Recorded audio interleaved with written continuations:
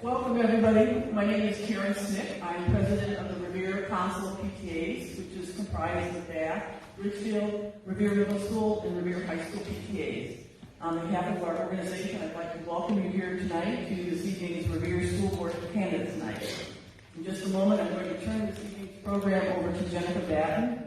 She is a member of the League of Women Voters Hudson, and she also happens to be a proud Revere grad who will serve as our moderator for tonight's event. First, though, I'd like to explain the basic format for tonight's forum. Each candidate will have 1 minute to present opening remarks. Candidates will then address questions from the audience. Each individual will be allowed up to 2 minutes per question. Our council members and some key club students will be hopefully distributing forms for you to write your questions on. They have to be written. We don't take questions from the audience verbally, and they'll be collected throughout the program. So anytime you have a question form you'd like collected, please be sure to raise your hand so they can pick that up. The forms will then be given to representatives of the League of Women Voters and Revere Council PTAs who will screen them for duplication and to make sure they are general in nature. They're not to be directed to an individual candidate. The screened questions will then be given to the moderator who will then address the questions to the candidates. At the conclusion of the question segment, each candidate will have up to 2 minutes for closing comments. So I'd now like to turn the program over to Jennifer, who will introduce the other League of Women Voters representatives who are helping tonight, and then we'll introduce the candidates and get the event started. Thank you very much. It's a pleasure to be back at Revere, my alma mater. So for this evening, again, my name is Jennifer Batten. I'll be the moderator this evening. And we have League of Women Voters from the Akron area that are going to be assisting with timekeeping. And then we also have, as Karen mentioned, the screening of the questions from League of Women Voters and PTA. Great. So why don't we go ahead and get started? We are going to start with introductions of the candidates. Each candidate will have 1 minute to introduce themselves. We're going to go in alphabetical order and we'll rotate based on last name once we get into the questions. So it's an honor and a privilege and a lot of work to be a school board member here, and especially to keep improving that rating of 23 out of 611 school districts in the state of Ohio. So we're very excited that we have such a high ranking here in the Revere Local School District. And so let's hear from our candidates to hear about how they're going to help support the great work of our educators and our administrators and our school staff here at Revere. So let's start with candidate Brackett, please. Thank you. Hi everybody, thanks for coming. I'm Kasha Brackett. I'm a Bath resident. I have 3 children here at the high school. Twins that are a freshman and a junior. I was an educator in Revere for 7 years. I just left this spring and took a different job, now working for Bath Township. I'm excited that everybody's here. I'm excited to see some students here as well. I'm honored to be part of the process that it takes to become a Revere School Board member. Thank you. Now candidate Minette Howard, please. Thank you for attending the Revere School Board Candidates Night and making yourself an educated voter. I am Claudia Minette Howard. My service to the district includes 14 years on the Revere School Board, 6 years as president, 4 as vice president, and 8 years representing Revere at the Cuyahoga Valley Career Center Board. I have served on many committees, including Finance and Audit, Policy, Buildings and Grounds, Athletic Hall of Fame, College and Career Readiness, Construction Corps, STEM, and the Bath, Richfield, and Revere Joint Government. Also, I taught mathematics for over 30 years, 19 of them at Revere, where I served as RHS Mathematics Department Head. I was awarded the Ohio School Board Association Achievement Award and the Outstanding Educator Revere PTSA Award. I have a BA in Mathematics, an MED as a math clinician from Penn State University, and I am active in the Bath Volunteers for Service. Thank you. And now candidate Rainey, please. Good evening. Thank you to the Council of PTAs, the League of Women Voters, and all of you for being here tonight and doing this with us. I'm so excited for this opportunity to be here with all of you. My name is Natalie Rainey. A little bit about me. I have a bachelor's degree in economics and English literature, and I also have a law degree. I've worked in juvenile court with law firms, and most recently I've been at home raising our 3 children, dedicating my time to volunteering in our school district. I'm running because I love the school district, and I offer a unique perspective not currently represented on the board. I'm the only candidate running with elementary school children, including our other seated board members. I have children in 5th grade, 3rd grade, and kindergarten, and I'll have a child in 3 of our 4 buildings next year. I've dedicated myself to attending every Board of Education meeting and work session for the past 2 years. Some of my priorities are school safety, eliminating wasteful spending, and community engagement. As the PTA president at Richfield last year, we had record-breaking community engagement, and I'll bring that same work ethic with me to the Board of Education. Thank you. Thank you, Candidate Rainey. And now Candidate Savage. Thank you. Thank you all for attending tonight. Again, as Claudia said, you're making yourself educated voters, and we appreciate that. I'm married and have 4 daughters who have all attended Revere from the very beginning to the very end. The first one is a school teacher in Copley. The second one is a church volunteer. The third one is a teacher here in Revere. And the fourth one is a clinical and mental health counselor in private practice. I have 6 grandchildren, and I have one that is a sophomore here at the high school. We've lived in Bath for 48 years, and I've been active in the district that whole time since we moved in. 38 of those years I've been on the board itself. I have served on all the buildings PTAs as officers and committees and anything else there was to do. I've served on the Buildings and Grounds Committee. I've been president. I've been vice president.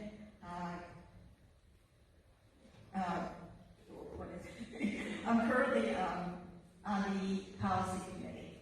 I'm also a past member of the Bath Volunteers, and I've attended the Ohio School Board Association's conferences at least 35 times that I've done.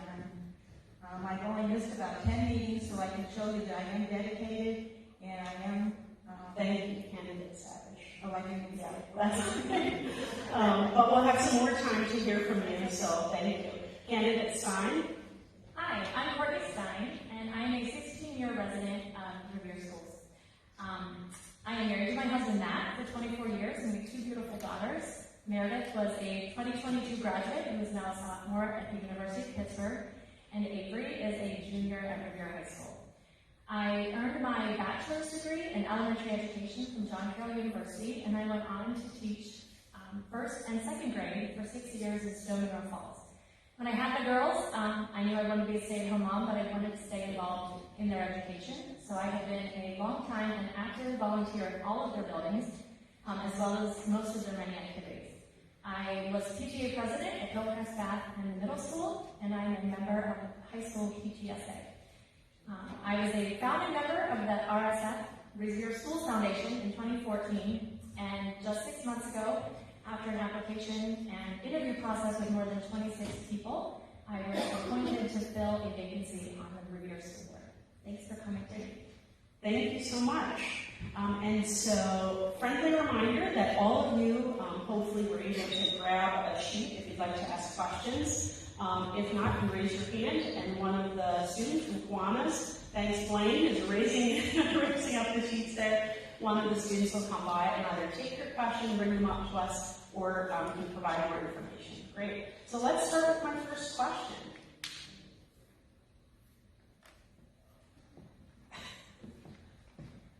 What's our first question? There's so many. How about you give me some and I'll get started. Yeah? It's all right. Great. Thank you so much. So let's start with Candidate Mendette Howard.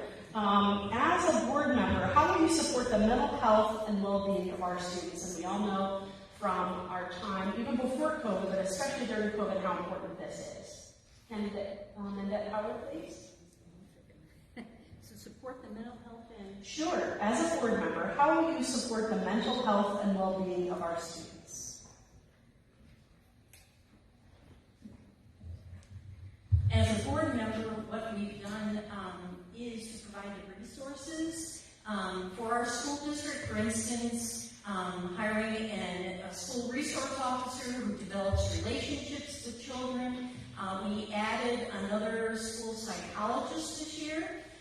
We also added another guidance counselor that is split between Richfield and Bath Elementary. So providing the resources in our buildings to address these issues is, to me, what we can do best. Thank you so much. And how about now candidate Rainey? We'll just go next. Thank you. So along with what Claudia said, in terms of providing resources, I think that's really crucial. I think also our guidance counselors in the buildings do an incredible job. I know, for instance, my 2 kids at Bath have benefited from Mrs. Kerrigan's lessons that she goes around and does with their stress lesson, I think it's called, and the outside area that they have on the school. So I think going into our classrooms and doing those lessons with our kids and making sure also we're connecting with our families and making sure that they are aware that there's support if they need it. I know we partner with outside organizations for counseling services and things like that. So I think it's just a multifaceted approach, but I think that the district currently is doing a great job. Thank you so much. Candidate Savish. As Mrs. Mendez said, we've added positions this year. We've added school psychologists, we've added counselors in there. We also work with a program called Greenleaf, which is working with our children before school, after school, and during school if they need it. And it's also references for parents if they need some assistance in family counseling or anything like that. To me, this is probably one of the most important things right now because our children are growing up in a different world with different things, especially social media, which is creating issues among themselves and creating stress and mental anguish for some of our kids. Having a daughter who's in this field and working with these people, I understand how horrendous it can be for some kids coming to school and dealing with school. So hopefully we have enough counselors. I don't think you ever have enough counselors in the school for kids to go to, but I think we're doing the best we can at this point. Thank you. Candidate Stein. Well, I'm going to say a lot of the same things that they said, but I think it is super important right now in this world, especially this post-COVID world, that we really take care of not just our students, but our staff as well, to make sure that mental health needs are being met. I think one way to do that is to constantly be evaluating. I think we need to be hearing from our guidance counselors, hearing from our school psychologists, and making sure that we know what their needs are so that we can adequately meet them. They've mentioned some of the outside services that we use, which I think is very helpful. We do have a new psychologist, we do have guidance counselors, and they all do amazing work, and they work tirelessly, I would say. But again, I think we can only do as much as we know we need. So we need to be constantly evaluating, constantly hearing from our stakeholders, from the parents, from the staff members of what is needed so that we can make sure that we provide the resources, because there's no greater importance than making sure our students and our staff are well cared for. Great, thank you so much. And now candidate Brackett. I know we have to pass that mic, so it'll take a moment, but thank you. I think that supporting mental health and the well-being of students starts with allowing students to enter this building and feel accepted for who they are.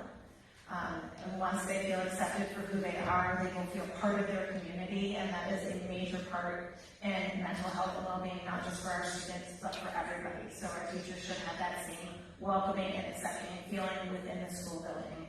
I agree with Courtney that we need to be constantly evaluating how the students are feeling, how the teachers are feeling, how the parent feedback.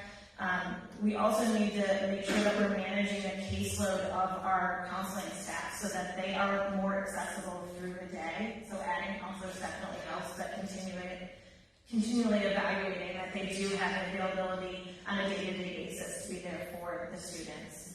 I like that we push into classroom at the early age. At the later grades, it's important for the students to be able to go and seek help when they need it on their own time. I think we should be promoting a school and life balance. We have a really rigorous curriculum here at Revere. It's great. It gets our kids ready for college. But I think it's really important to keep our eyes on the fact that we as adults value a work-life balance, and we should have that same expectation for our students. And really promoting that they are evaluating and supported in the decisions. I think that we need to make sure that we are continuously fostering that inclusivity and respect for one another, despite your beliefs or anything else that makes you different than your peers. We need to be cultivating that mutual respect for one another. Wonderful, thank you so much. So the next question is actually along similar lines. So the state of Ohio does not require but recommends social emotional learning in all of our public schools, and there are a set of guidelines. So this question is about what type of social emotional learning curriculum is appropriate for Revere District, the Revere City School District. So Natalie, I'm sorry, candidate Rainey, and you. Let me start with you. So what type of social emotional learning curriculum is appropriate for Revere School District? So again, I have kids at Richfield and I have kids at Bath, so specific to that, and I know what they do in those two buildings, more so than the other buildings on hand. But I think what they do in terms of just focusing on the basics of empathy and kindness and respect for others, I think as long as we're always focusing on those basics and making sure that we teach that at a young age, I think that's the foundation of it. I think that's where it starts. I know things like, as they get into that in middle school, talking about how you manage stress and test anxiety and all of those different things. But teaching those core basics is what I support in our schools. Thank you. Candidate Savage? Okay, it depends on what level you're looking at, honestly. Start with the lower level and teach them, again, respect for each other, how to get along, how to work with teachers working with kids, that kind of thing. As you move on up to the middle school and the high school level, that's where you start getting mixed in with the social, emotional, with different computers, programs out there that kids are using. There's so many out there, there's no point even listing them. You all know what they are. But how do we teach our kids that that's how you use it for good, not for bad? Teach our kids not to bully each other. Teach our kids not to discuss certain things about kids with other people. Teach them respect, honesty. But it's all being taught not just in one subject. It's being taught across the district by every teacher in every classroom. So as long as we can keep doing that, and they're hearing and seeing it at home and understanding what it means, that's the best anybody can do. But we need parents and teachers working together. Great, thank you so much. And candidate Son? Yeah, I agree with a lot of what Natalie and Diana have said. I think this is an important thing that starts from the very beginning, and hopefully we're going to come alongside the parents and be saying a lot of the same things that you're saying, which is that you are kind to everyone, you show empathy, you have compassion, you share, all these things that start in grade school that just continue on up. And then it does become more important as they're getting older, how we're adapting. There's so many more changes that come in middle school and high school and how we're adapting to that. Again, we have wonderful programs in the schools that aid us in all of that. But I think another big thing is that we need to be modeling it here as well. It's really easy to say things to kids and tell them what we expect. And if we're not doing it ourselves, then they're really not learning anything.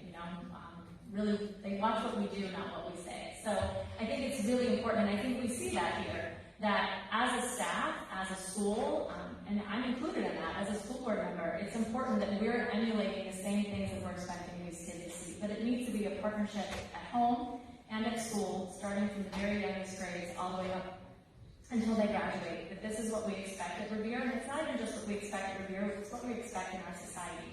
And we want to grow great citizens, and we want them to leave Revere and make it a great place outside of here. So we need to teach those things, we need to emulate those things, we need to be those things ourselves, and then we will hopefully be helping them to develop in our kids as we move them along. Thank you. All right. Candidate Brackett. First of all, I think Revere does a pretty good job of meeting the social and emotional needs of the students. We have a plan from the time they enter our buildings through the time they leave and graduate with us. So kudos to our counseling staff and the policies that the board has already had in place to make sure that we have that social emotional learning integrated throughout the day. It is not only one lesson here or there when a counselor comes into their classroom, but our teachers Our educators in the classroom are excellent at incorporating that social emotional learning throughout the day. I agree it has to be age appropriate, right? As they grow, the needs of a kindergartner are certainly going to be different than those of a middle schooler and high schooler. They get introduced to different things, they get technology access that they didn't have when they were younger, they have a better understanding. So just meeting the students where they are and incorporating a social emotional learning plan that is age appropriate and grows as they grow. Great. Thank you so much. And candidate Lynette Howard, please. Several years ago, the district, working with various community members, parents, developed a strategic plan and also a vision of a Minuteman. And part of that vision of the Minuteman is someone who's empathetic. It's traits that we want in our students when they leave Revere schools. Each building in this school district has sat down with staff, principals, administration, and they've developed plans as to how to put this in place. So I feel like the social emotional learning in this district is embedded. It's not like, here's a lesson today about we're not going to bully. It's embedded in our just environment where students are really respecting each other. And if you come to one of our board meetings, at the beginning of the board meeting, each of the building principals brings students that we highlight because they have shown this vision that they have the qualities of a vision of a Minuteman. So this is going on, as everybody has said, it happens every day. It's in the cafeteria, it's on the playing field, it's in the band, it's in the classroom. It's something that just everybody has to be cognizant of and continuously making sure our kids are following that vision of a Minuteman. Thank you very much. All right, candidate Savage, here's your question. You get to start with this one. So how do you propose handling teacher shortage or sub-shortages in the district? So this is a challenge that's across the state of Ohio and in many other states. And so how would you propose handling teacher shortages or sub-shortages? Okay, well, when we started out this year, we had teacher opening. I can tell you there were no teacher shortages. We have an awful lot of applications for positions in this district. And I think this district has a reputation across the state of a place teachers want to be. Will that happen? And, will it affect us in years to come? I don't know, because these colleges are closing down programs or having very few students going through it. So it needs to be reevaluated that way and how we can develop teachers that way. But I can tell you right now, we don't see a shortage. As for subbing, yeah, we do see a shortage of subbing once in a while. Depends on the time of the year it is. Depends on what holidays come in. But we have a pretty good pool of subs in our district who are people that are very committed to being subs in our district. They enjoy being here. They enjoy going into our teachers' classrooms because they enjoy what the teachers have done in the classroom for them. So, can we use more? Absolutely. So what we need to do is, my thing is go out and get those retired teachers and encourage them to come back once in a while and help us out. Just imply to them they don't have to do lesson plans, they don't have to decorate a room, they don't have to do anything like that. They just have to come and teach our kids. But like I said, we do have a very good group of subs that are very dedicated to us, and we truly appreciate that. Great, thank you so much, Candidate Savage. And Candidate Stein, the same question. How would you propose handling teacher shortages or sub-shortages? Well, I would agree with Diana. We have had a great number of teacher applicants, but we have openings here at Revere, which is wonderful. We do have a great reputation, and this is a school that people want to be at, so I am thankful for that. Subs is a problem, and I think some of that problem is they're competing with a lot of other things out there. You can deliver Amazon and make money at your own pace, and you could be an Uber driver, all these different things, and you can do it at your own schedule and how you want it, and you don't have kids yelling at you. So that is something that we need to know that we're competing against, so we need to make our wages competitive. We need to make it attractive for people to want to be here. I subbed here for 2 years, maybe, I learned that just wasn't for me, which is fine. I really like having my own classroom. Maybe subbing wasn't my thing, but it was a great opportunity for me to be in the building where my kids were. I love teaching. I love being with kids, of course. I love being around and getting to know the other teachers that my kids were spending the day with. So it is nice to make that attractive to parents who are in the district and to grandparents and retirees. It's a wonderful thing. But I do think we need to be cognizant that COVID was really, really hard, and some people are looking at this profession and saying, "Is that really what I want to do?" Like that was hard, and there are other jobs out there. So we need to make sure that we are taking care of our teachers. That when we might get them here easily, we need to retain them too. So we need to make sure that we're paying them well, that we're caring for them well, that we're meeting their needs, and that we're hearing them, that we're listening to them as a board, as a district, and we're making sure that we're meeting the needs of the teachers and the staff so that we attract good quality people who want to stay. So Thank you so much, Candidate Stein. Candidate Brackett? I would agree that right now we probably don't have much of a problem attracting teachers. We have an excellent district with engaged families who care about their children and their children's education, and that shows in the children that enter the classroom, making our district a very attractive district to come to. But if you're talking about looking into the future and you're thinking about these colleges who are shutting down programs because they don't have enough people enrolled, you really need to start digging into why that is the case and thinking about how you might counteract that as the years go by and teachers retire and we're looking to backfill some of those.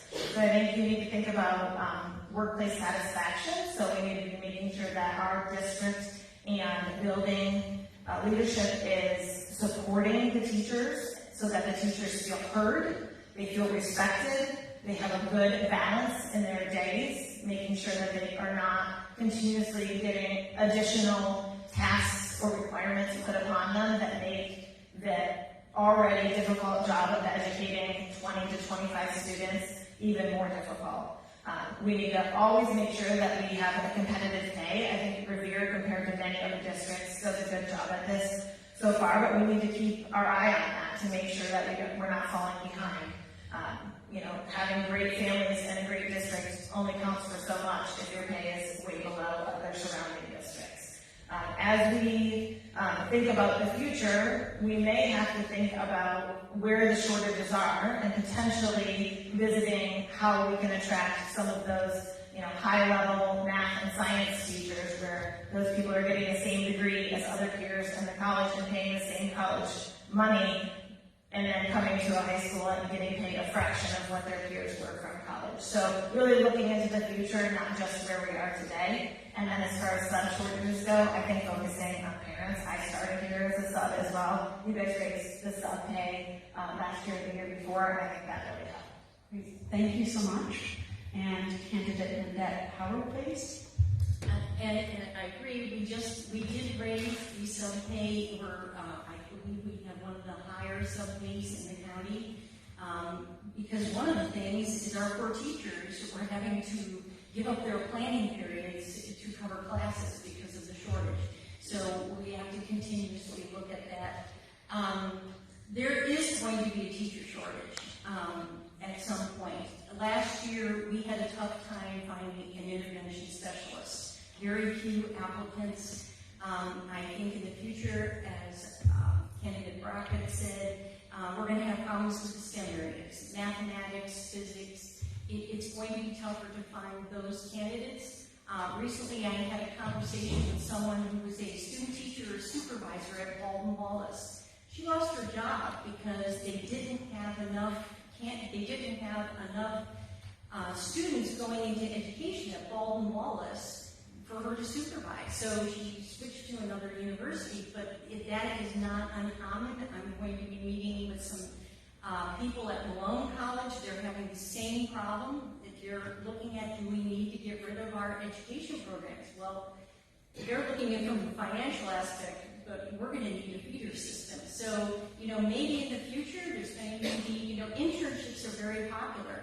Maybe that's something that we will have to do is when students are in college, offer a paid internship to work at Revere, and then perhaps that will help us be ahead of the game a little bit with the other districts. Thank you so much. Candidate Rainey. It's hard being the last person to answer all these questions because we all have similar answers. And I agree, I think we are very lucky and blessed to be in a district where we do typically have large applicant pools for teaching positions. I think in terms of the upcoming teacher shortage, if it is coming on the horizon, and I believe it is, I think just being really proactive. I'm a very proactive person. Guys, my husband is crazy sometimes, but I think being proactive, looking at who's retiring, always making sure we're aware of what's coming up on the horizon, and start looking at those positions that are going to need to be filled, and just always make sure we're looking forward-thinking mindset. In terms of sub shortages, again, like Kasha, I think tapping into our parent pool, there's so many of my peers, I see some of them sit in the audience, of our younger kids who have signed up to sub over the past couple of years, and I think really making sure we advertise that to parents. I think for a lot of it is, those particularly those also don't work outside the home. I think it's an attractive schedule. It can be in the building again, like others have said, when their kids are there. So I think really tapping into that pool also helps. Thank you. The next question, and this will start with candidate Stein, is what is your position on the current single salary schedule for Revere teachers? So following along with some of the pay for educators, subs, what is your position on the current single salary schedule for Revere teachers? So if I'm understanding it right, I believe the single salary pay is that everyone gets paid the same thing from year to year. I believe that's what's right, and if I'm wrong, I'm so sorry. I think that that's the way that our contract is done, so there's really not much that we can do to change that.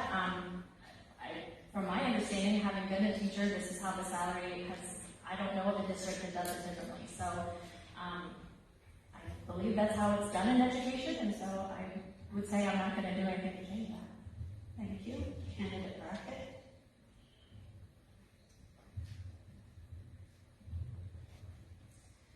I think for this one, we have to defer to teachers.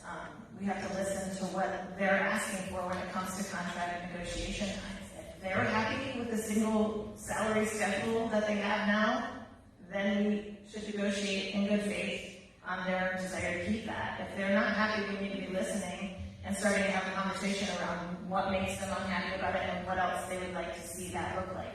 I know around the country there are different pay schedules for different districts, and I think as a board member, I'd be open to any of those conversations, especially after we just answered the question about teacher shortages. We want to keep our teachers happy. So let's have a conversation around what their desires are. Thank you. Candidate Yvette Howard. So as a former teacher, I had a single salary schedule for my entire career.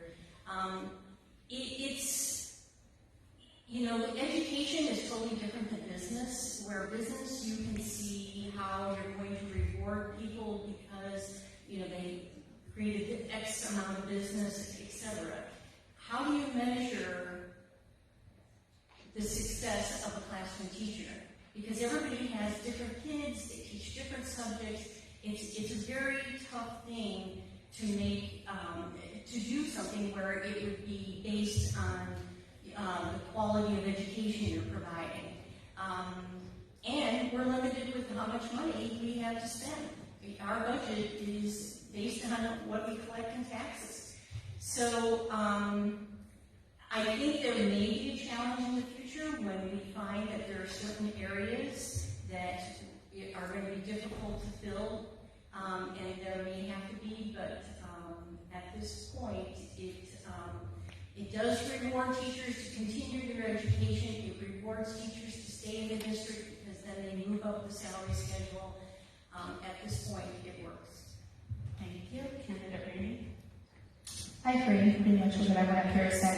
If I understand it correctly, again, like Courtney, if I'm off a little bit, forgive me. But I think my understanding is that salary schedule, it increases the longer teachers been in the classroom and also their education level. So I agree with that. I'm very big on transparency, and I think that is a very transparent way of determining salaries, and I think it seems like the most fair approach. I think if you start to get into the wickets of other ways of doing it, it might be make things a little more difficult on the district and on teachers. So it seems like a fair approach, and I support that. Thank you. Currently, as they said, we teachers receive their pay by the number of years, their education.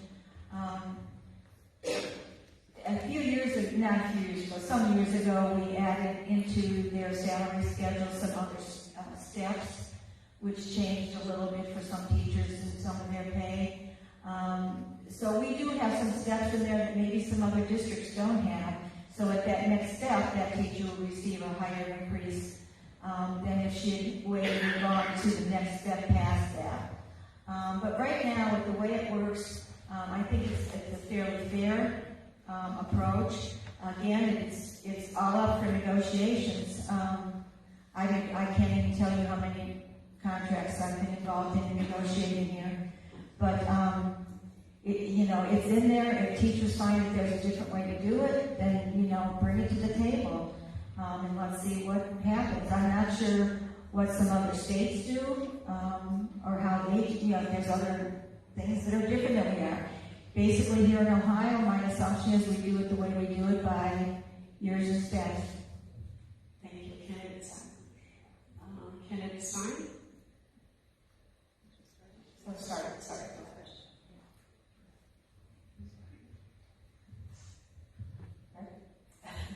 So the next question is, budget cuts if needed, where would you start? Well, I just read the financial reports last night. Thank you, Mr. Bernard, for putting those online. I mean, where do you start? Okay, so I think that you have to start by focusing on the most important thing here in the school, which is academics. We're trying to get our kids the most prepared we can for life after K-12. So I think you have to start from the top down and really look at your budgets and what is going to get us the best outcome academically for the budget we have in place. I think other things are definitely critically important as we go down that line of budget items, but we have a goal here of having our kids the most educated and ready for life after high school as they can be. So that would be where I would start, and then you can kind of work your way down and figure out where other things are important. This probably relates to things like the playground and the stadium entrances, my guess is where this question came from. So I think you really need to look at developmentally appropriate ways to spend the budget so that kids are getting what they need at the age that they're at in the school that they're at. Thank you. Candidate Brackett. Candidate Annette Howard, please. Well, one, I would immediately look to our treasurer and our administration, because they're the ones that create the budget. First of all, it's not the board that creates the budget. They're the ones. They work with all the building principals. The building principals work with their staff. So I would look to them first, and listen to what their recommendations are. But a major problem is, because education is our business, our staffing, our educational costs are probably 85% of our budget. So to truly make a difference, nobody wants to go down that road and cut programs, raise class sizes, and unfortunately, that's when you start having the conversations. And Revere has been excellent in managing their dollars. The last time we asked for new money was in 2011, so it's been 12 years since we've asked the community for additional dollars. If it has to be to continue the quality of education in this district, I would say that before we start cutting programs and making class sizes of 35, my view would be to try to ask our community for more dollars, and if that doesn't happen, then we've got another issue. Thank you. Candidate Ramey? So in terms of budget cuts, I don't know that that's necessarily something I can sit and answer tonight. I think there's so many different variables and data points at play. I know Nicole kind of data-heavy person in terms of making decisions, so I think we have to sit down and kind of look at where we're spending and evaluate all those things. So we're talking with Mr. Bernard, who does a great job for our district. And also, I think if we ever get to a point where we're talking about it seriously, I think speak maybe with our community members as well. and see what's important to them, what their values are, what their priorities are, because I think that is the role of the board, is to be the liaison between the community and the district. And I think that's who the board represents. So I think we need to make sure we're always aligning with the priorities of the community as well. Thank you, Candidate Savage. Combination of all the previous answers that you were given. As a board member, when we hear from our treasurer that we are going to be in the negative at the end of the year and even worse the year after, that means it's time to start talking about what do we do, how do we obtain the money, where do we go for a levy. You usually get to the point of making those cuts after you've been to your community and said, can you help us out 2 or 3 times? And then you have once you've had 3 or 4 votes go down, unfortunately, that's when you get to the point of this is what we're going to have to do. And there are no easy answers for that because it affects every single area in this district. It affects the kids, it affects the parents, it affects the community. It affects your value, your house values. I mean, you can keep going all the way down. But the point is, trying not to get to that point. I've been there, I've seen it happen. It's a horrendous thing, and it takes a long time to get over the effects of making major cuts in your district for your kids, for your staff, and for your parents. It's a really tough road. So hopefully we don't get to that point. Thank you. And Candidate Stein. Well, I definitely agree with Diana. I do hope that we don't get to that point. We are under the leadership of Rick Verdine, who does a phenomenal job. There are a lot of districts who would love to be in a position of not being on the ballot for 12 years. That's pretty unheard of. So we are in a very fiscally conservative school. We spend our money carefully, which I appreciate. I think one of the most important things to look at is that you have to fund your priorities. Like, we need to look at what is a priority to us, what is important to us, and make sure that is funded, and then go from there. So making those decisions are based on what we're hearing from our community, what we're hearing from all of our stakeholders, including our parents and our teachers and our staff, and our administrators, and our all the school principals and teachers, and all the things, all the people that are playing a part in that. We need to know what are the priorities, and that needs to be funded. So safety is certainly something that has to be a top priority. We cannot cut short on safety. Academics, of course, that's what Revere is known for. That's what we're here for. That is our main priority, is to educate our kids. We cannot cut those things short. So we need to look at what our priorities are, make sure those are funded, and then decide from there. But again, we're not at that point yet, and hopefully we won't be at that point, but that's where we would need to start. Thank you. All right, so before we go to the next question, I wanted to just friendly remind you that if you have questions, just raise your hand. The students will come and get those, and they'll bring them over here. One of the things that I'm doing right now is I'm getting quite a few questions that might be from the same people based on the handwriting, so I want to make sure I get through at least one of each of your questions, and then I'm circling back to the other questions. So, Candidate Howard, do you think students' voices are heard at Revere? And if not, what can we do to fix this? So the question is, do you think students' voices are heard? And if not, what can we do to fix this? I think there's a lot of opportunities for students, whether it's student council or Key Club, that they get to talk with our administrators and share their values. I remember when we had Dr. Montgomery, who was our superintendent, he used to have a think tank with students and listen to their ideas as to what things we could do in the school. I think that our building principals do a good job and our staff, listening to students and working with them. I have not heard anything that students are not being heard, and if they're not, you guys let us know. Thank you. Candidate Randy? Jump the gun, sorry. I agree with Claudia. I think there's so many committees and clubs. I know right now at Bath, they're doing the student council process and election. So even in our younger grades, I think there's a lot of opportunity for the kids' voices to be heard. And I think that carries through each building. I also think one way, particularly in our younger grades, or even in our middle and high school, sometimes kids are shy.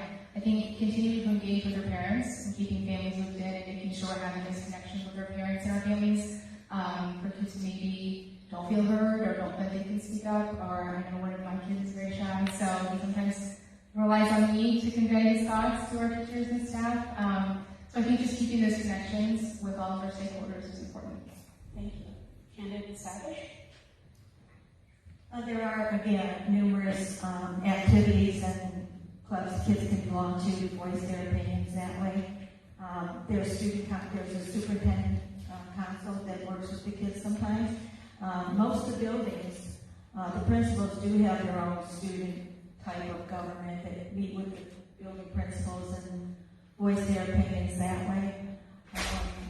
I think that, I think we're doing a pretty fair job. If we're not, then I think the kids need to speak up and say, we need to be heard, and how do we do it?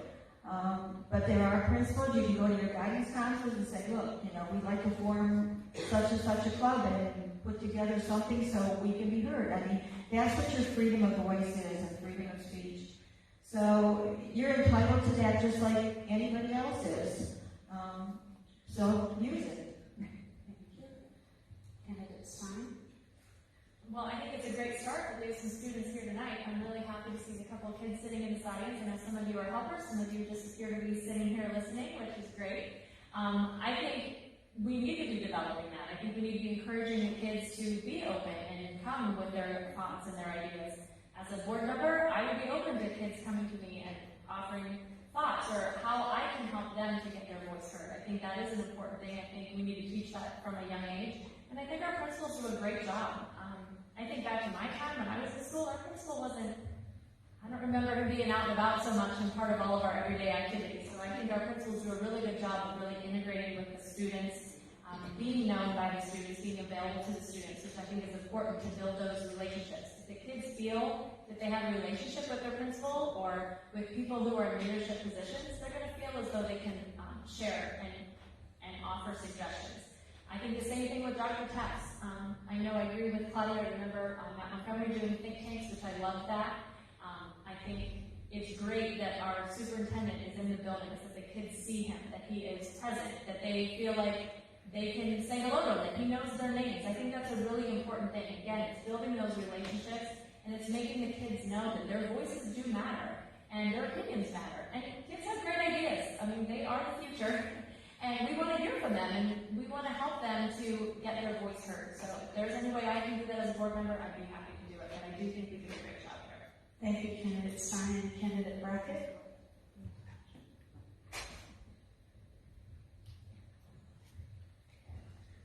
Well, I certainly hope our students feel heard. We have a lot of opportunities for them here in the whole district. I think at a younger age, often our students are heard through our teachers' voices. So the teachers do a really excellent job of listening to the students that are in their classroom and relaying that to building leadership. We need to make sure that building leadership is then hearing the voices through those teachers at the younger grades. As our children age, they get more and more opportunity to voice their desires and their interests and have that be heard directly from them. And I think that that is age appropriate, exactly how it should be. We just need to make sure that we are standing behind them and honoring those wishes, whether it's through the teacher's voice or the student's voice. There's a process as they age where if they have an interest and it is not something that already exists in the school, there's a process for them to be able to start those clubs. At the elementary school, we had a student wanting a spelling bee, and so we made that happen, and that was an example of the student's voice through the teachers, supported by the building administration. So I'm hopeful that they do. I think one thing we need to be really careful of is that we're listening to our marginalized communities and making sure their voices are also heard. So oftentimes, just as human nature is, if we hear the loudest voice, the one that says the same thing over and over, the masses, we need to make sure that we are hearing the voices of those outside and making sure that everybody's heard, not just those with the loudest voice. Great. Thank you so much. All right, and Candidate Rainey, your question is, to start us off, how would you plan to address our growing community increasing class sizes. So the question is, what would your plan be to address our growing community and increasing class sizes? So this is, I actually met with Mr. Burdine a couple of weeks ago to talk about this because I, like everybody else, drive around. I particularly live in Richmond, but I drive around and see all the houses being built, and it looks like, I think, driving around you see that the houses going in, and you assume it's that 100 kids are moving in, and our classes must be just expanding, and our enrollment's expanding. Karen Arbogast, our Director of Human Resources, gave me the data dating back in 2008, and it's so interesting to me. I keep hearing this over and over, and it doesn't make sense, but the data is there that enrollment has really not increased significantly. I mean, I think it has pretty much stayed the same. We were always under 3,000 students. It even dipped a little in those years following 2010. But we're hovering at still under 3,000 students, and I think that I know class sizes have become an issue in certain grades. I know my daughter's fifth grade class is pretty small, but I know I've heard from a lot of our elementary parents concerned about our fourth grade class. Those students, I think, there are 26, 27 kids. And so I think when those, for lack of a better term, bubble classes arise, we have to look at those individually and see what we can do to kind of alleviate that. But I don't think we necessarily need to start sounding the panic alarm on enrollment and capacity just because those numbers aren't there. And I think if we do start to see growth enrollment, I think we look at maybe being creative, repurposing rooms. I know the high school is built in a way that there's a way to add on and make additions if we need to go that route. But I think for now, I think we're doing okay. Thank you, Candidate Savage. It is true, we haven't grown. If you look at the numbers, we basically are from 2,800 to 29, close to 3,000. So the growth isn't there. The communities are growing. It used to be that a household was maybe 3 students per household. We're now down to about 1.5 to 2 students per household that are being built. So that's the addition you have to figure are coming in. But when you have a class of 185 graduate, do we have 185 coming into kindergarten? So where does it balance out at? There are some areas where they have what they call the bubble group. I do know that they're seeing it right now in 3rd and 4th grade. There are some issues at the middle school. I talked to Mr. Conley recently, and he said that they're having some issues with some of their classes, over 30. But there is one class over there that's extremely large, so that's creating that then. So as it goes through, you have those classes that go up and they go down. The one thing I feel is that when we built Bath, we built it with 10 classrooms per grade level. There was a reason for that. There was a reason that we put the 10th classroom in, because if we grew at a bubble group, as it's called, they could add that extra classroom for that time. So that was the reason for that, because originally it was supposed to be 9 classrooms. And actually I pushed for that 10th because I felt we were going to see that growth coming. Your high school, we've added some classes. That's created space too. You need a space for every time you put another class in, you need another space for it. But I don't think we're at a point of panicking, but I think we need to keep looking at how they go, because sometimes in your summer, you're going to see a class come in, and I know one year we had one class come in and they added 32 kids to a grade level just that summer. Well, that's panic. Thank you. Thank you, Candidate Savage. Candidate Stein? Yeah, I agree with some of what's already been said. If you look at the numbers, and if you happen to watch the State of the Schools video, you would see the average of the years and the class sizes. And in 2008, 2009, I think that's what you said, Natalie, too, that was where we were at our highest, and we are not there. I think we're at our lowest maybe in 2016, 2017, I think was maybe the numbers, which is interesting. I don't know what caused that. But you see, if you look at the graph on the State of Schools, it drops down and then it's coming back up. But we are not to the level that we were in 2008 or 2009. So we are not, I know it feels like we're growing and people are a little nervous, but we're not seeing that growth. I remember I was on the committee when the schools were built, and there was a lot of work done to look at the data and to look at the growth and to analyze it and see what was coming and predict what was coming and to make decisions based on that. And that was what the decisions were on. So we are not seeing that. We are not seeing that growth that is at a panic level, but we did build this high school with the possibility that there could be add-ons if we needed to. Again, I don't think we're at that point.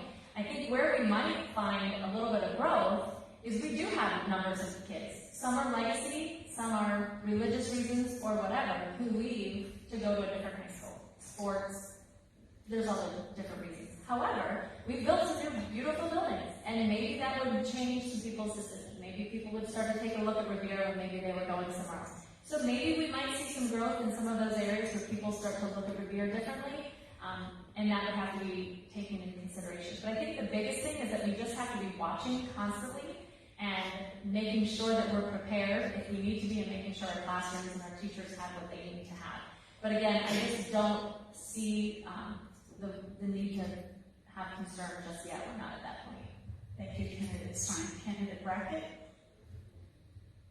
And while the mic is being passed, this is being live recorded on 330.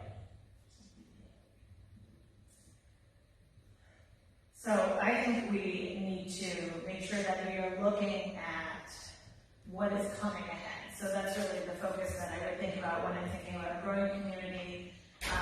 Maybe the numbers up there. It's really hard because you don't know how many kindergartners are coming in until those kindergarten families enroll in the district. They don't have any legal necessity to tell you that they've got an upcoming kindergartner. So planning is really difficult for a district because you don't know until they start enrolling. Maybe we could address that by some sort of community survey to households within the district so that we at least get a feel for how many students are coming up. I don't know if that's ever been tried, but something like that might be an option where we could try to look ahead a little bit further. When I think about increasing class sizes, I think about recently having 24, 25 5-year-olds in the kindergarten classroom. And I think we need to be really careful as a district that we are making sure that we are ready to adjust to those needs when class sizes are going to be very large. Elementary class sizes, in my opinion, should be smaller than our high school class sizes. Those students require much more one-on-one time with the teacher, so having our district focus on the younger grades having smaller class sizes by maybe shifting teachers as needed before the school year starts, I think would be my real focus on the class size problem. Thank you, Candidate Brackett. Candidate Mendez Howard?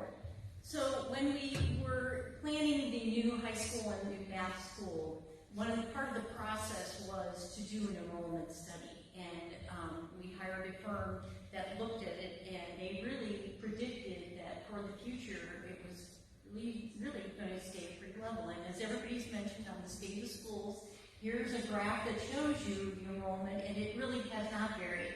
In fact, this chart only goes back to 2008, 2009, but previous to that, really our enrollments have been the same, and that's even with new housing developments. I know some people are concerned because up at Richfield there's going to be a rather large development there, Briarwood, and that could affect.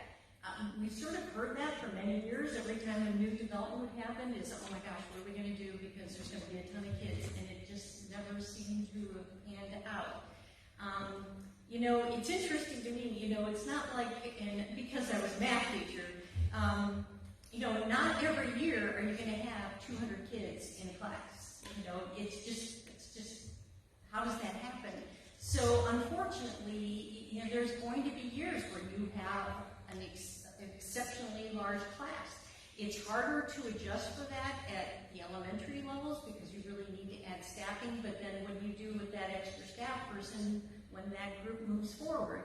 At the high school, it's a little bit easier because now, teachers teach multiple subjects and multiple grade levels. It's easier to level that out. But as far as, as I said, when we hired the firm to look at it, because that's what was going to help us plan, and as Mrs. Savage said, because it was presented to us to have 9 classrooms per grade level, and the board was very adamant, no, we are not adding on to Bath Elementary. We want 10 classrooms. We want to make sure we're building these buildings so that they will accommodate the enrollment. So we just followed what the enrollment said. Thank you so much, Candidate Howard. All right, Candidate Green? Candidate Savage. Yep, thank you. Candidate Savage, how often do board members visit schools is this question. How often do board members visit schools? That's the question. How often do we visit the schools? Whenever we're invited. No. There's a lot of activities that are going on in different schools, like we just had one at the middle school for the School of the Year from the Ohio Lottery. We go there for those activities. Whenever there's an activity, we try to get to the various schools to see what they are. Going into the school, our job is not, if we are not, to be going into a school visiting a classroom. That is absolutely unacceptable for board members. If you want to go see someone in particular, you make an appointment with them, or you talk to the building principal and say, I'd like to come in and, discuss something with you. But we do not go in there and make surprise visits and, walk into a classroom or anything else like that. That's just not acceptable. It's not a board position or a board activity we should be doing. We enjoy going to basketball games, football games, soccer games, like every other parent does, and all the other activities, our musicals, our plays. But to be seen in the building constantly all the time, no, that's not our job. That is the building principal's job to run this building, not for us to be in there looking around and seeing what's happening. Thank you. Candidate Stein? I think it's, like Diana said, it was great to be at the middle school last week to celebrate with them, and they were the Lottery School of the Year, and that was a really fun opportunity to see the kids being excited and congratulate Bill Conley on such a great prize for his school. So I think anytime we have those opportunities, I think we shouldn't just consider taking them, but I think it's required that we take them. I think being there is important. I think I just said that I want the kids to know that I'm available when they can talk to us. So I think it is important to take those opportunities. I agree with Diana, it's not appropriate for the school board members to be showing up to school regularly or popping into classrooms or anything like that. That's not what our job is. But I think when we are invited, when we have the opportunity, I think it is really important to take those opportunities to be seen. I did take the opportunity this year as a new board member. I haven't gotten to meet all of the teachers, or I hadn't, so I did take the opportunity to visit all of the open houses. Not to be in the way or to bother anybody, but I just wanted to make sure that I said hello to every teacher and I wish them a great start to the school year. And that for me was just a really good opportunity for me to be in the building and to be present, and hopefully not intrusive, and I hope it was just a nice well wish, but I think when we have those opportunities, it's important to take them. I think it's important to be involved in the community, for people to see us at the football games and the basketball games and the musical and all of the different activities that are there, because we are community members and we do want to be available to our community. So I think it's important to take those opportunities. If we can be in the school for celebrations, great, and otherwise just be available and make sure that people know that we care. Thank you. Candidate Brackett? How often are board members visiting schools? The answer is not very often, and as they've said, that's justifiable. If a board member visits a school, uninvited, spontaneously, it could be very intimidating. It looks like they're checking out on people. We have district and building administration that our educators and staff report to. And so I think leaving that up to them, where they have a relationship with those teachers, a one-on-one on a daily basis, is really important.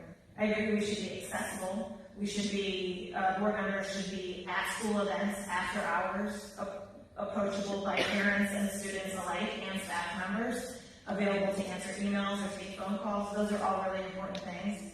When invited to a big event or a class wanting to present something to the board, I think that those are completely acceptable by invitation. I don't see that board members should just be making spontaneous visits on a regular basis to the schools. Candidate Howard? And I agree with everyone.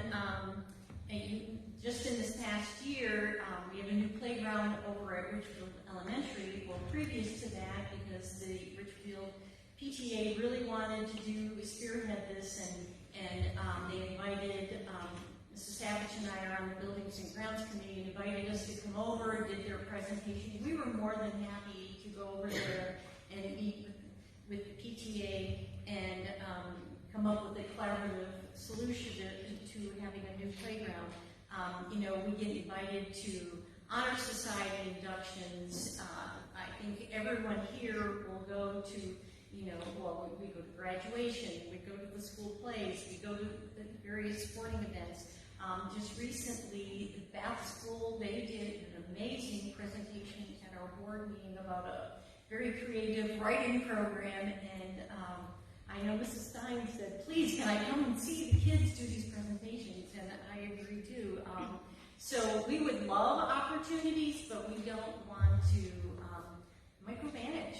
It's not our job. We have principals, we have administrators, we have people that are running our buildings. And yes, invite us in, let us see things, but we really don't want to be a burden. Thank you. Candidate Rainey is the last person on this question. Like everyone said, I think it's not necessarily a board member's role to be kind of needling every day and kind of meddling in our schools. I think that is our administrator's job. But I do think that, it's difficult to make decisions for kids and families if you can't put a face and a name to them. So I think that it's important, and that's why I think it's also important to have parents on our board as well. I'm not in the school in official capacity, but I am at drop-off and pick-up, and I'm at dances and parties and events, and I think having board members that are accessible and just always out in our community and are willing to give you their phone number, willing to give you their email, willing to answer questions if you have them or point you in the right direction, I think it's really important. So I think in order to make the best decision for our kids and our families and our teachers and our staff, I think you have to know them. And so, I definitely don't think it's appropriate to be popping in. But I think it's great to have people on the board who are really engaged with our community and our stakeholders. Thank you. Candidate Stein, this question is for you to begin. What is your philosophy that you would bring to the board regarding curriculum and books that should or should not be in the classroom or library, considering the recent wave of book bannings happening in schools across the country? So what is your philosophy that you would bring to the board regarding curriculum and books that should or should not be in the classroom or library, reflecting on the wave of book bannings happening in schools across the country? Okay. Well, one, I think the most important thing for us as a board is that we don't make those decisions. We hire people who are in those roles, curriculum directors and whatnot, to be making those decisions, and then they present them to us. So I think that is important to know. I also, though, I would lean on that I do think there's age appropriateness. So I think sometimes we talk about book banning, and I think we need to be able to define that. I think age appropriateness is different than a ban, per se. I don't know if there's any books that we've ever, not to my knowledge, that we've ever removed from the district, to my knowledge. But I do think there are levels of which, just like everything else that we do everything in this school, everything in any school, by age appropriateness. So the things that we're teaching our kindergartners are obviously different than what we're teaching our high schoolers. So books that we have available to older kids are probably not necessary or appropriate for books to the younger kids. So I think it's all about age appropriateness. It's about hiring curriculum people and looking at what their needs are and what they're suggesting. And we also follow state standards on our curriculum, so it's matching up to all of that. But as far as a board member, we don't necessarily make those. We listen to the recommendations and then we make decisions based on that. But I would always yield to the fact that I think there is age appropriateness, and we need to keep that very mindful and making sure that we're teaching kids what they're ready to learn. Thank you, Candidate Stein. Candidate Brackett.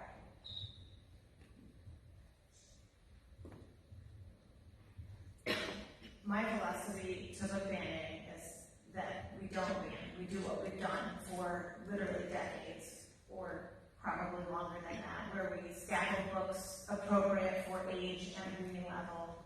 We allow parents to have a voice if their particular student should not be reading a book. We already have a library system that allows us to put notes in it that if a student checks out a book that their parents don't want them to have, it will flag that book. I think it's important to think about our library system within the schools. We do not have very many certified librarians. I think that it would be nice to at least have more or at minimum experienced library aides within our libraries, helping to select the books, helping children to select appropriate books for them and their family.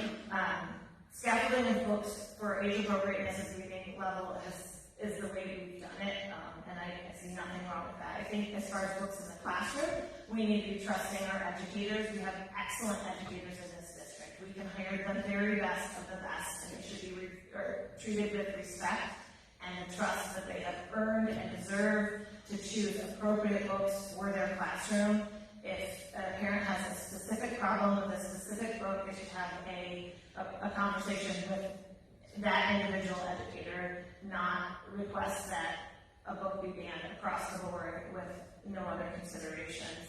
As far as curriculum goes, I think, we hire great curriculum directors too, and I'd like to give them autonomy to vet out the curriculum, present it, and then have us review it so that we can make an educated choice on what we want to see in the curriculum. I don't think we should be removing whole topics from curriculum. I'd like a robust, well-rounded curriculum from K to 12 for our students to be as educated as they can before they leave the schools. Thank you. And Howard? So the process for adopting curriculum in the district is our curriculum people work with our staff and they find the materials that they feel are going to be the best for their classroom. And then they are available in our board office for 2 months. The public could come in, look at these textbooks. It's available for viewing, and then after 2 months, then the board does approve the curriculum. But our curriculums are based on the state curriculum, so it's sort of difficult to actually divert much from that. But yet the library, that is a little bit different situation, because then this is where students are picking their own textbooks. And again, I have not seen a problem at all with this. If there was, then it has to be brought to our attention. Candidate Randy? I was in college an English literature major, so access to texts and books for kids is really important to me. I started reading to my kids when they were 6 weeks old, and they couldn't probably see. So access to books is very important to me. I don't know. I know it's certainly been, as we all know, a hot topic issue around the country and even in our state and local school districts surrounding us. I don't know that it has come to Revere yet. I did speak with our curriculum director, Marcia Roach. She shared with me not only our policy on selecting materials, but our what's called a challenge material, the policy that the board has or the district has in place. So if there's ever a book or material that a parent or guardian or someone is concerned about, they can bring that to the district, they file a formal complaint, there's a committee that reviews it. So I don't think there's people walking in necessarily into libraries and thinking on books. There certainly is a policy in place, which I do support. I think there's some room to firm that policy up. So in my opinion, a little vague. I'd like to see some transparent, really detailed policies that we're all on the same page. But touching a little bit on even what's going on in our classrooms, I think again we have to be transparent. I'm the first to tell you I love our teachers and staff. I think we have the best in the district and in the state of Ohio. But I think we also need to really make sure we know what's going on in our classrooms and be transparent with our parents, because sometimes they don't even know what's going on in our classrooms in terms of books that are being read and things like that. And so I think making sure we're laying that out for our parents is also really important. Thank you. Candidate Savage? Being the last one, there's not much you can say. But really, Claudia gave the procedures that we use for our curriculum. I happen to think that we have a curriculum director right now that is phenomenal. I think she works very well with our staff. Our staff likes her. They get along well, and she's done something that hasn't been done before, and that is giving the staff more power for input, for things they can use in their classroom and curriculum they're going to practice. Again, books, age appropriate, in the age appropriate buildings. Should we judge what kids are reading? We shouldn't judge it, but we should know what they're doing. when they come home, and they come home with their, a reading guide, or books that they're gonna read for the year. Parents, look at those. Look at those books that the kids are gonna read for that year, and see what you think. I used to read them. My kids used to be mortified that I read their books, but I read their books. And I knew what they were going to be reading. Were they age appropriate? Most of the time, yes. But I think your comfort level is when you start getting up to the middle school and high school. As with any age, everything gets tougher in the middle school and the high school. Yeah, that's it. Thank you very much. Great. So candidate Brackett will have the next question, and we'll start with.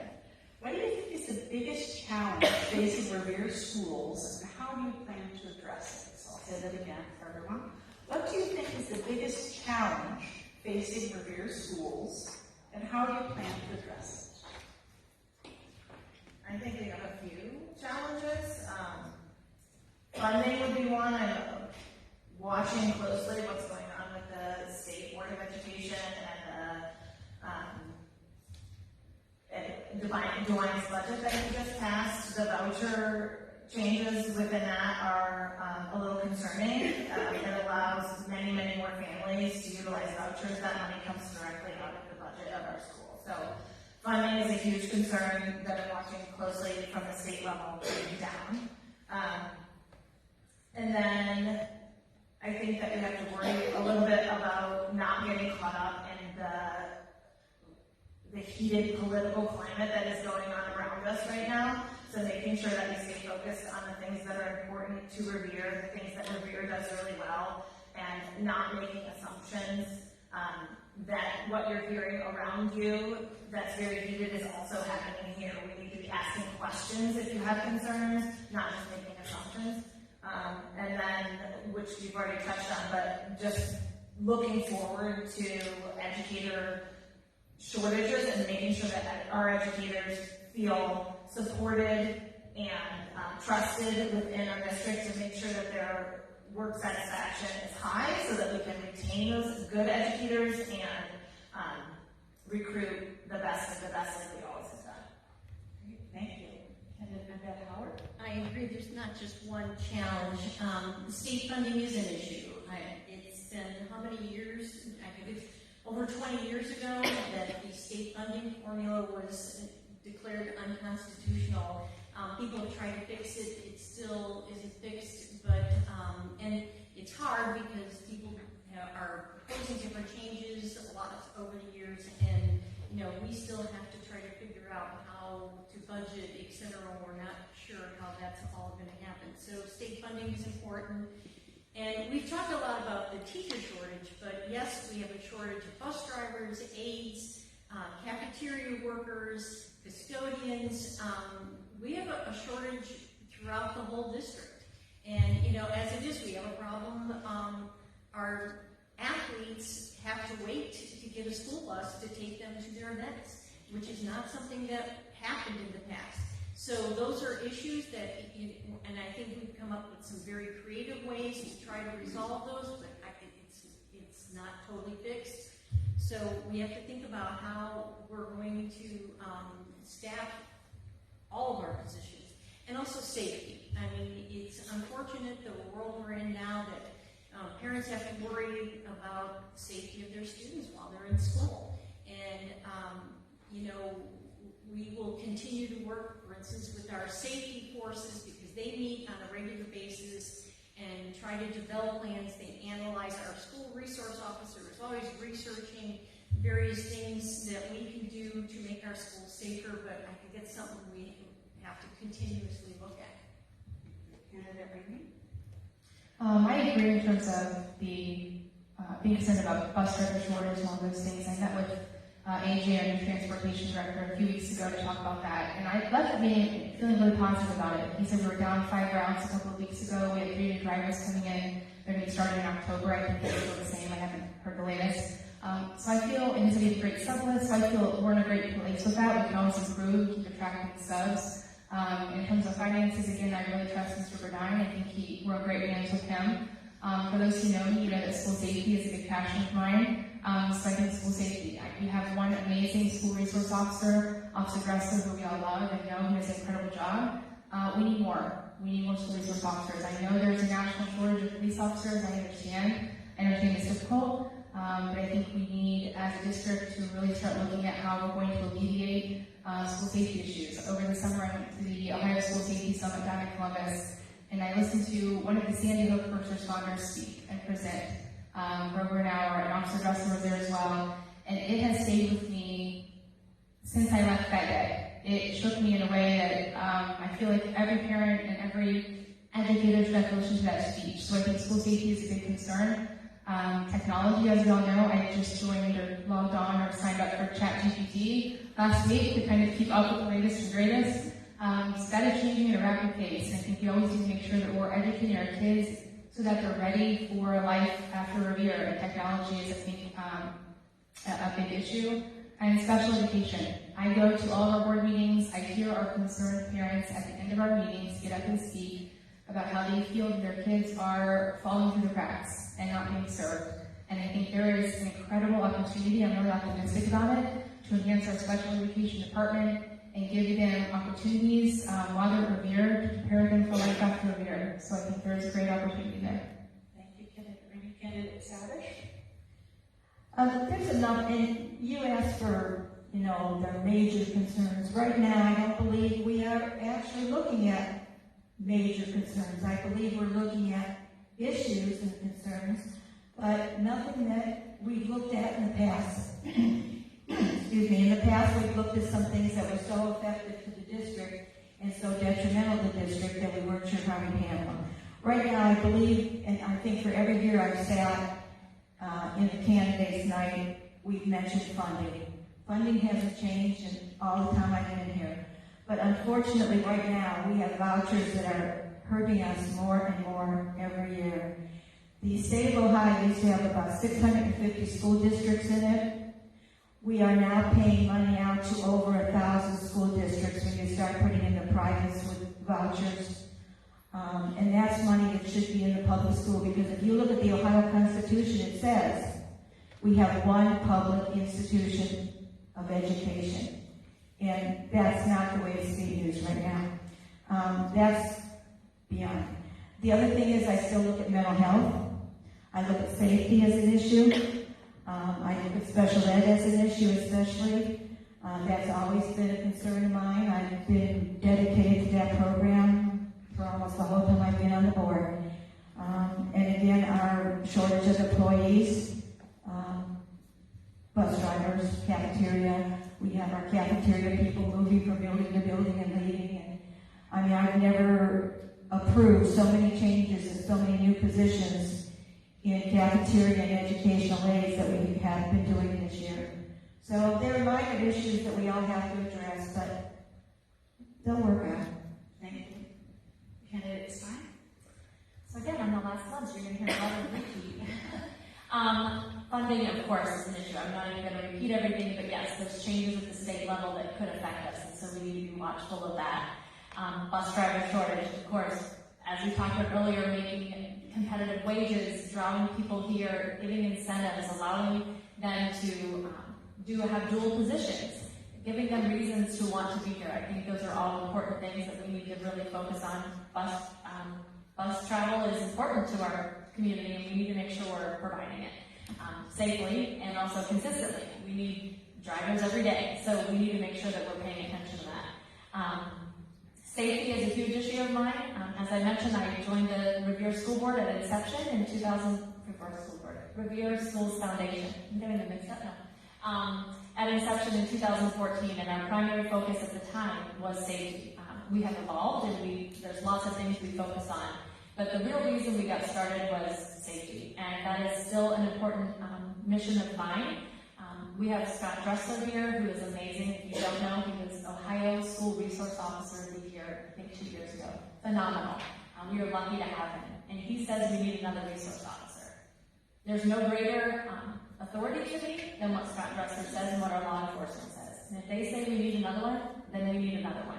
And I will work hard to make sure that we get one here, because we cannot expect Scott Dressler to protect all 4 of our schools. There's not a school around us that has just one for a campus the size outside of ours. So I think that's important.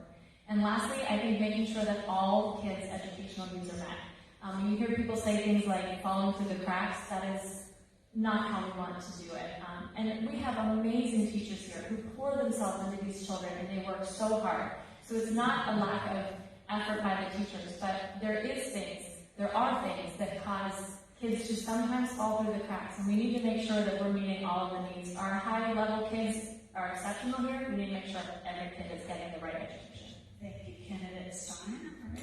So our next question is the State of the Schools video said we're running currently at an approximately $6 million deficit. Tell us more about what led to that challenge. Well, it didn't all of a sudden jump to that amount. It's a slow progression as to, when you pass a levy, it generates X number of dollars, but unfortunately, our expenditures don't flatline as our income does. So what's going to happen is at some point, our income isn't going to meet our expenditures. So it's a gradual thing. As I said before, we've done, I think, an amazing job. Most school districts would be very jealous to not be on the ballot for 12 years. And we're not even asking, it's not like we're going to do it the next year or two.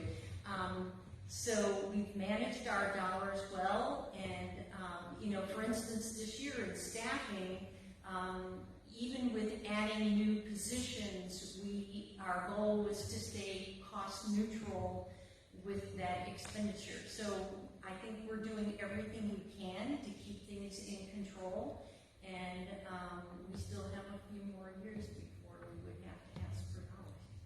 Thank you very much. Candidate Reed? Sorry, notes. I can't speak necessarily to the financial decisions that were made by the district. I wasn't on board over those years.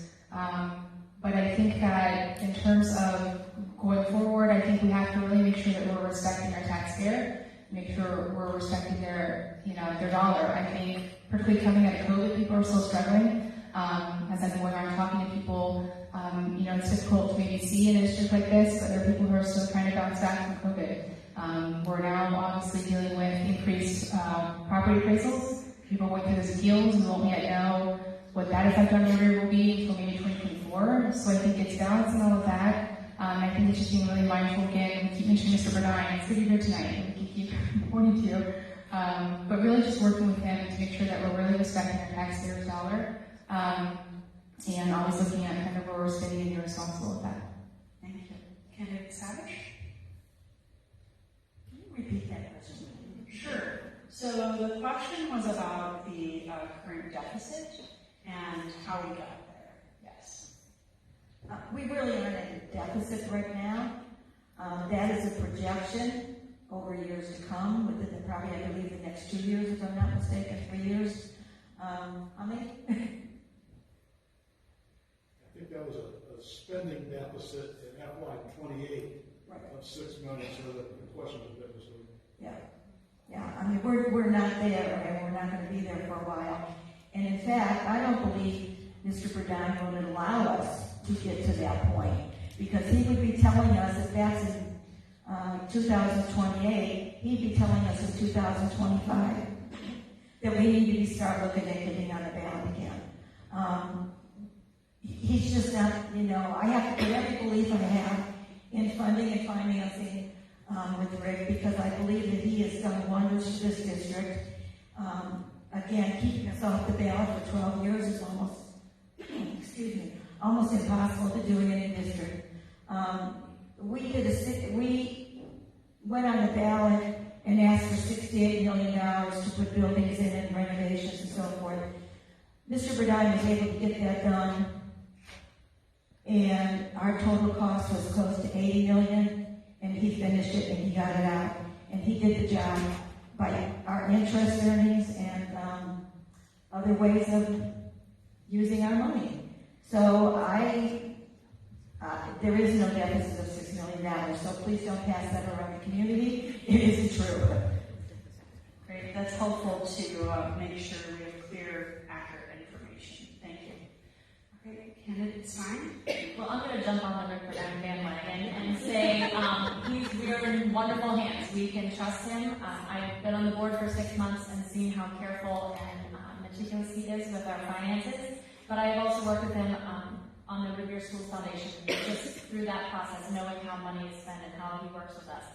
He is incredibly capable and careful, and I have utmost trust in what he does, and I believe him when he tells us exactly what we need to do or don't need to do. So I do think that the state funding is a thing we need to be keeping our eye on to see how that will affect us and when we will need to go on the ballot. Again, repeating that, not being on the ballot for 12 years is just unheard of. It's amazing, and we're so fortunate to be in a district that does that. I do think we have to be aware too that inflation is not just happening to us as people, it's happening to the schools as well. Costs are going up.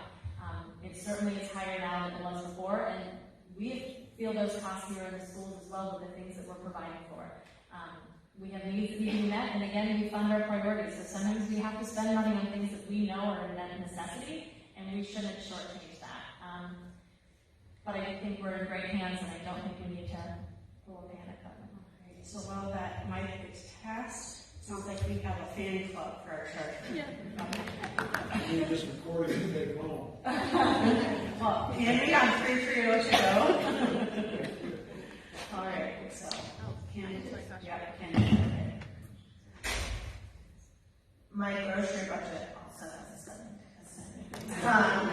Things are just more expensive. So I work for Bath Township Administration now, so I have a first-hand look of what it is like to get tax dollars and try to be good financial stewards of that money. And I think both our township and our district do a really good job at trying to be conservative with your funds. We live in a very fiscally conservative district in general. The families here are conservative with their funds, and I think that our districts do a pretty good job at being good stewards of that money. Could we tighten our belt in places here and there? I'm sure we could. Could it be $6 million that we could tighten our belt per year?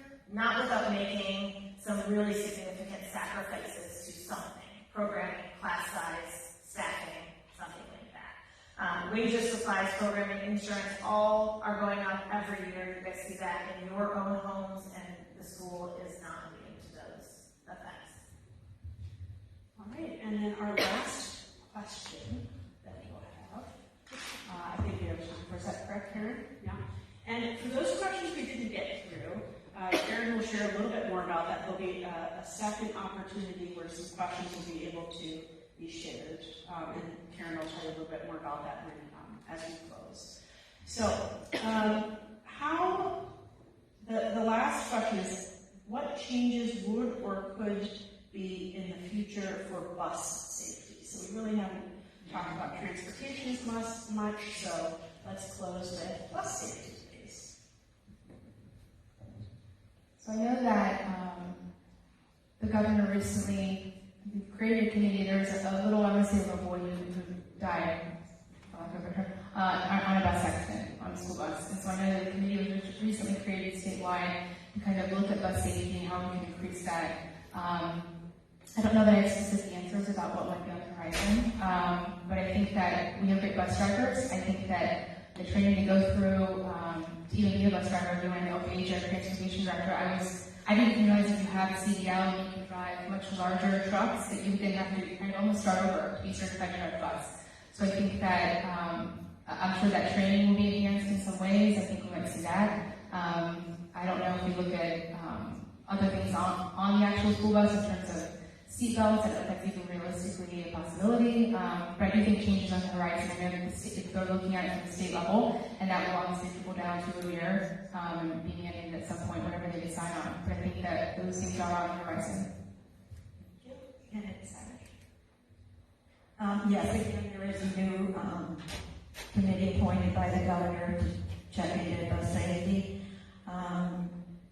You know, we've talked about seatbelts on buses before. It's been numerous years it's been mentioned.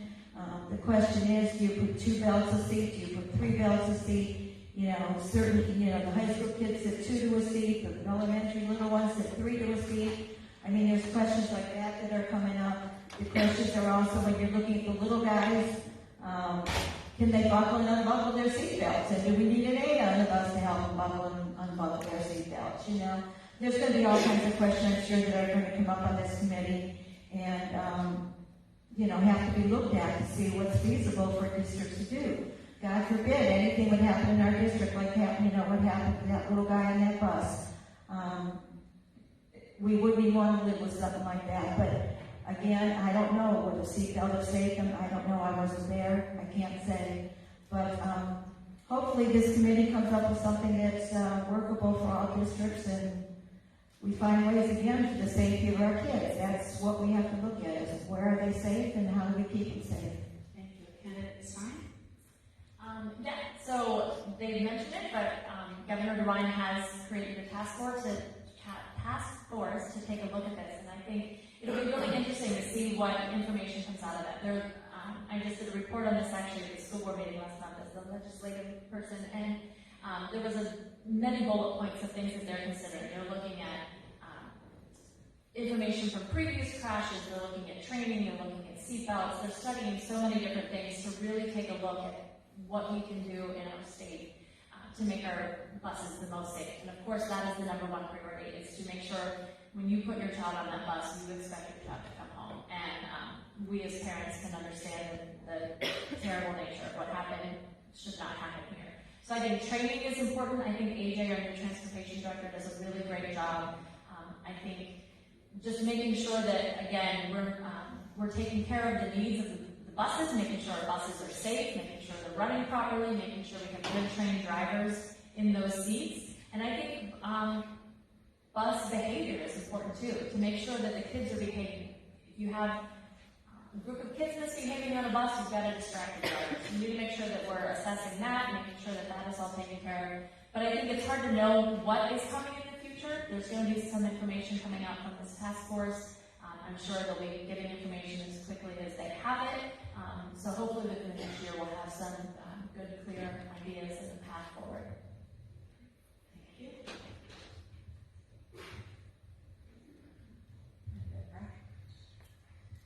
I think we just need to stay open to those conversations that are already being had at the state level and make sure we're keeping abreast of the situation and willing to make changes as needed.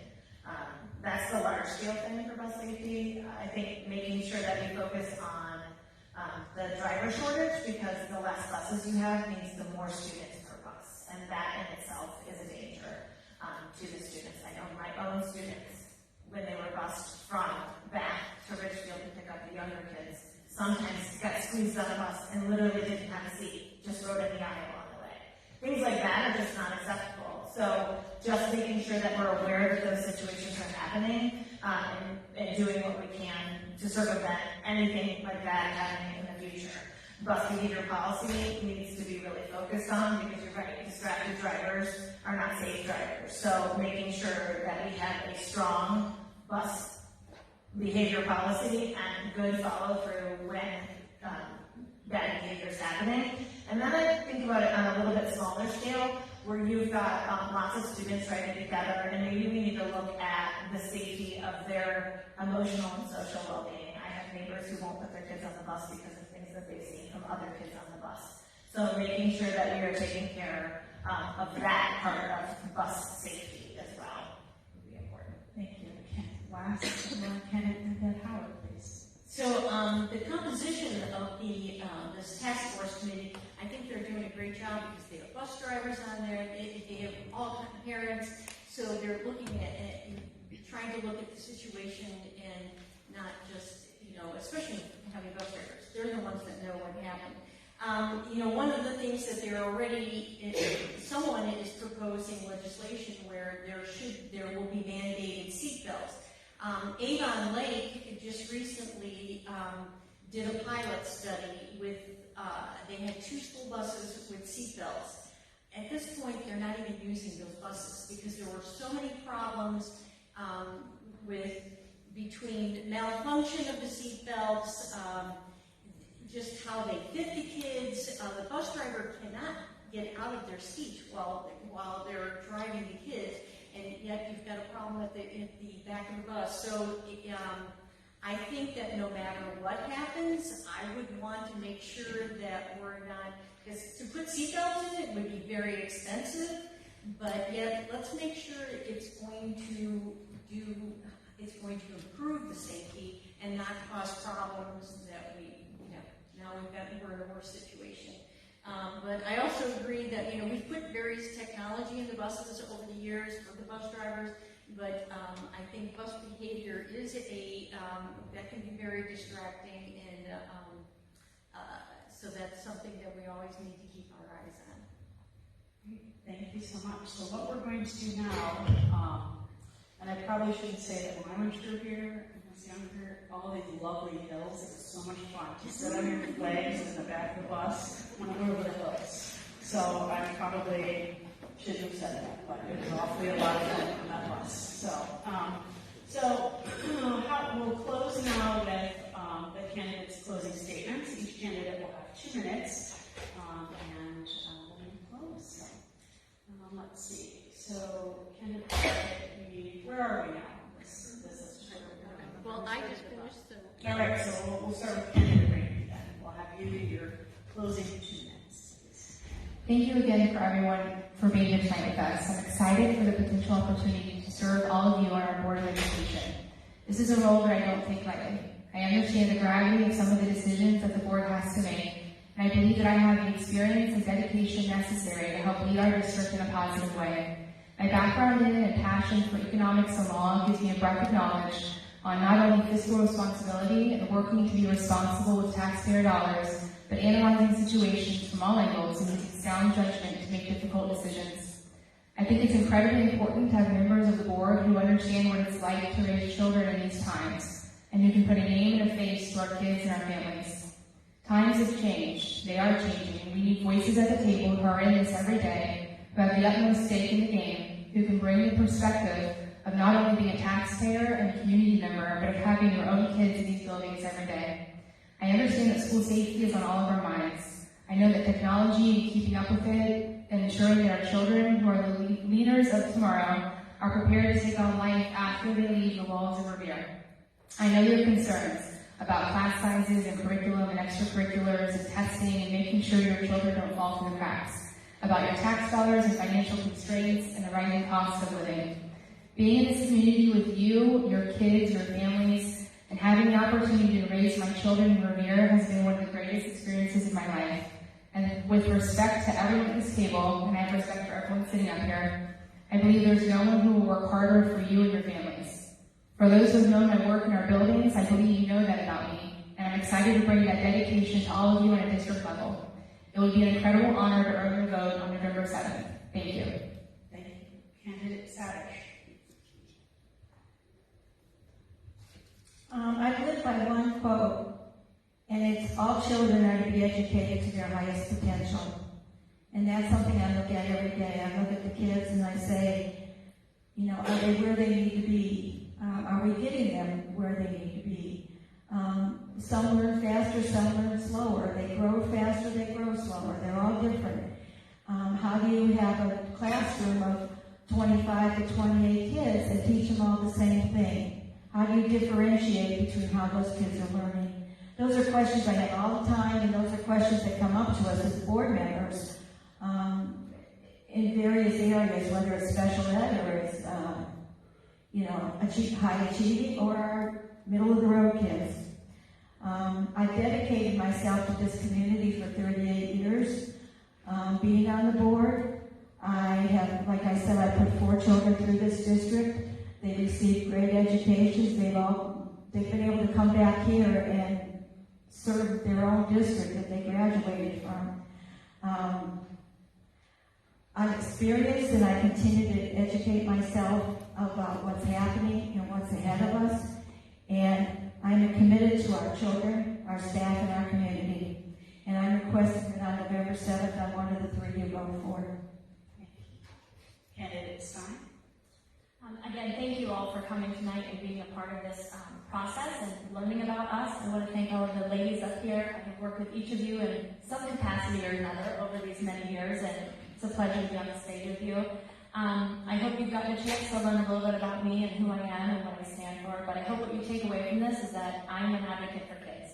I went into education because I love kids. I believe in the future of our kids. As a teacher, I know how hard the job is. I know how hard I worked, and I know the fulfillment of watching those kids grow over the year. And I know that our teachers are amazing here with what they do. I'm also a parent, and now I'm a board member. So I feel like I have a great perspective to be a part of this and to work hard for you. I will always put the kids first. I will always do what's best for the students in this district, for the community, and for what the community is asking for. Safety, of course, is a huge issue of mine, as I said. Mental health, making sure all kids are educated appropriately and to their potential is important, and things that I really believe in. Revere Pride is real, and it exists for a reason. There is a reason that so many Revere graduates come back here, unlike I've ever seen before. They marry each other, and then they come back here and they have kids together.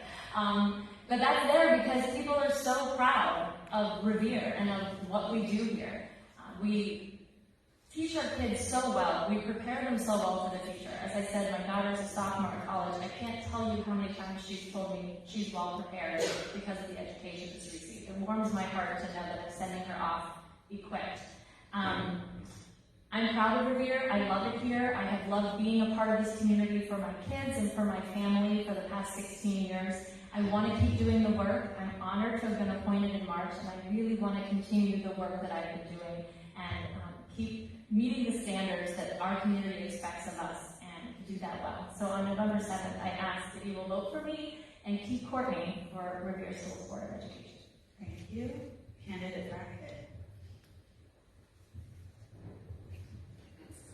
I'm a passionate public school advocate. I'm a product of public school from K through 12 and beyond. I graduated from Ohio State University with a degree in child development.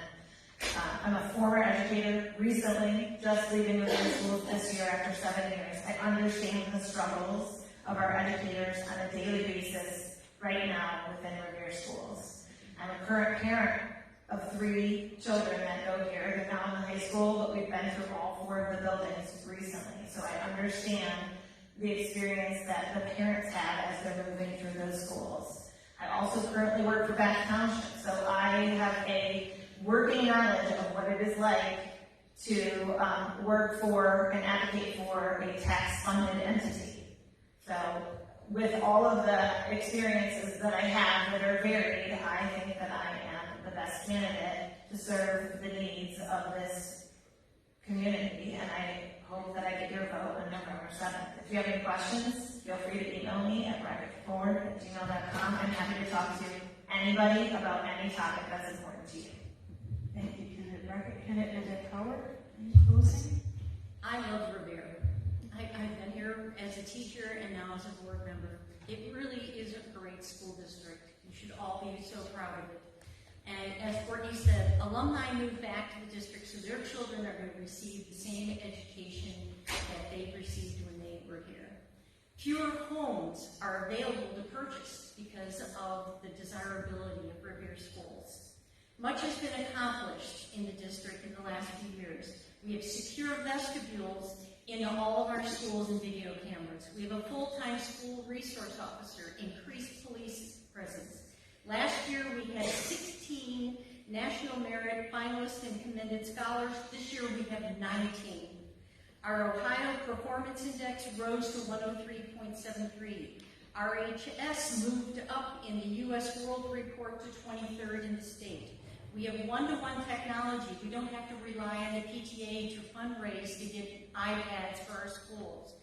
We've added an orchestra program. We increased STEAM. For instance, classes like Project Lead the Way. We extended the levy cycle. As we keep saying, it's been 12 years since we've asked for new money. We opened 2 new buildings, Revere High School and Bath School. We renovated Richfield and Elementary. We put air conditioning in them, updated classrooms, a new playground over at Richfield.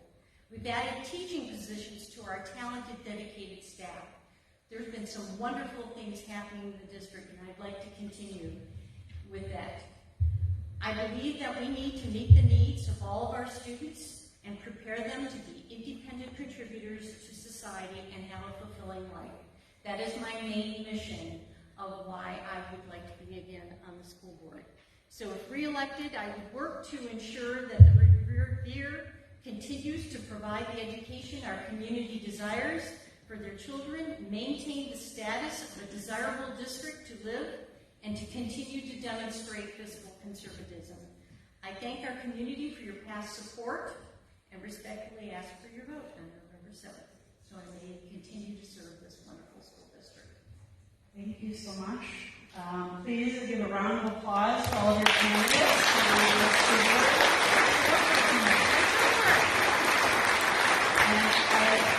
And I have to say it's wonderful too to watch civic engagement and to hear about all of the wonderful work that you've all done to serve our community. So regardless of who you vote for, we've got a great round of candidates here that you have to choose from doing amazing work in their community. And also, it's also nice to see people who work so well with each other as candidates. So thank you so much for your respect for one another as well. So I'm going to hand this over to Karen to close. Yes. If you didn't have your questions answered tonight, there is another opportunity. Richfield is having a Richfield candidates night, but the school board members are all invited to participate. They will be first on the program, so you don't have to stay for the whole thing if you're not a Richfield resident. It is being sponsored by Richfield Civic Organization next Wednesday, October 11th, from 7 to 9 p.m. at Richfield Masonic Hall. The format will be the same as tonight. And actually Jennifer will be back to moderate that one. So, on behalf of Revere Council PTAs, I'd like to thank all of you for taking the time to come tonight and learn about the Revere School Board candidates and what their positions are on the issues that are of importance to you. I'd also like to thank the League of Women Voters representatives who assisted us, as well as our council members and Revere High School students who volunteered their time to help out tonight. Hope you enjoy the rest of your evening, and want to remind you to be sure to get out and vote on November 7th. Thank you.